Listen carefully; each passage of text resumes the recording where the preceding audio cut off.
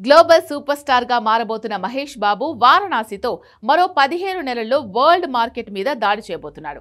1100 కోట్ల బడ్జెట్ తో తెరకెక్కుతున్న ఈ సినిమా టోటల్ బడ్జెట్ మొదటి రోజే వస్తే ఎలా ఉంటుంది?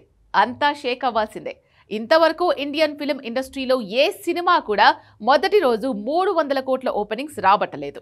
పుష్ప 2, RRR, బాహుబలి, కల్కి, సలార్ ఇలా ఓపెనింగ్స్ తో రికార్డులు క్రియేట్ చేసిన మొదటి 5 తెలుగు సినిమాలు ఇవే.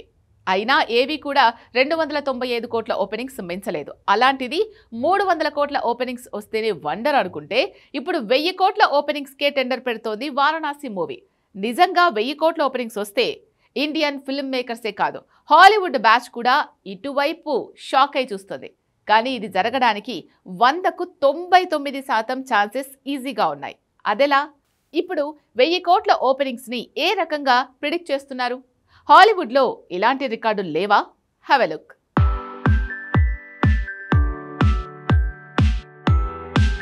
సూపర్ స్టార్ మహేష్ బాబు 29వ మూవీ మీదే అందరి కన్నుంది. రాజమౌళి ఒక్కో హీరోతో సినిమా తీస్తూ పాన్ ఇండియా లెవెల్లో తెలుగు హీరోల డామినేషన్ ని పెంచేస్తున్నాడని హిందీ హీరోలు వాళ్ళ ఫ్యాన్స్ ఏడ్చి చేస్తున్నారు.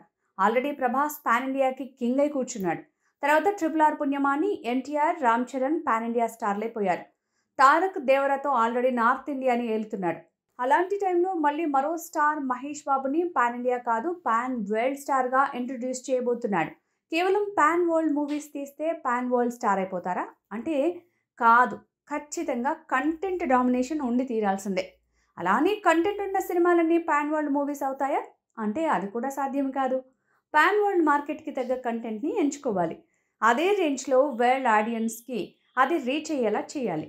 అదే రాజమౌళి చేస్తాడనే నమ్మకం అందరిలో ఉంది. బాలీవుడ్కి అయితే కంగారు ఎక్కువైపోతోంది. సినిమా రిలీజ్ అయిన రోజే 1000 కోట్లంటే అదో షాక్ వేవ్. అదే వారణాసి మూవీతో జరిగేలా ఉంది. వరల్డ్ వైడ్గా 55,000 థియేటర్స్లో వారణాసి రిలీజ్ అయితే 1000 కాదు 2000 కోట్ల ఓపెనింగ్స్ వచ్చినా ఆశ్చర్యపోవాల్సిన పని లేదు.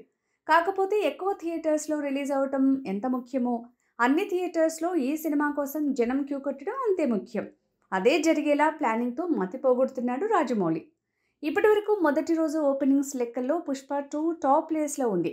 295 కోట్లు ఈ సినిమాకు ఓపెనింగ్స్గా రికార్డ్ క్రియేట్ చేస్తే 223 కోట్ల ఓపెనింగ్స్తో RRR రెండో స్థానంలో, 215 కోట్ల ఓపెనింగ్స్తో బాహుబలి 2 మూడో స్థానంలో ఉన్నాయి. 4వ ప్లేస్లో కల్కి, 5వ ప్లేస్లో సలార్. ఎలా చూసినా భారీ ఓపెనింగ్స్ రాబట్టిన టాప్ 5 మూవీస్ అన్నీ తెలుగు సినిమాలే. సో ఈ టాప్ 5 మూవీస్ మొదటి రోజు ఓపెనింగ్స్ కలిపితే వచ్చే టోటల్ అమౌంట్ని వారణాసి మూవీ 2027 మార్చి 25న ఒకే ఒక్కరోజు రాబడుతుందా? అసలు ఇండియాలోనే మొదటి హై బడ్జెట్ మూవీగా 1000 కోట్ల పైనే పెట్టుబడితో తెరకెక్కుతున్న వారణాసి మొత్తం బడ్జెట్ మొదటి రోజే ఓపెనింగ్స్తో రావటం సాధ్యమా? 55,000 థియేటర్స్ ఐడియా చూస్తే నమ్మిలా ఉంది. 50 భాషలు, 120 దేశాలు, 100 కోట్ల మంది ఆడియన్స్ని రీచ్ అవ్వటం అంటే ఒక్కొక్కరికి 100 వేసుకున్న 10,000 కోట్ల వసూళ్లు కనిపిస్తున్నాయి. ఇవి ఏమాత్రం అత్యాశలు కాదు, నిజం కాబోయే ఆశలనే కాన్ఫిడెన్స్ వారణాసి టీంలో కనిపిస్తోంది. ఓటీటీ దిగ్గజం నెట్ఫ్లిక్స్, హాలీవుడ్ డిస్ట్రిబ్యూటర్ డ్రీమ్ వర్క్స్తో పాటు జేమ్స్ కామెరన్ టీంకి కూడా ఈ మూవీ ప్రమోషన్ కోసం సాయం తీసుకుంటున్నాడు రాజమౌళి.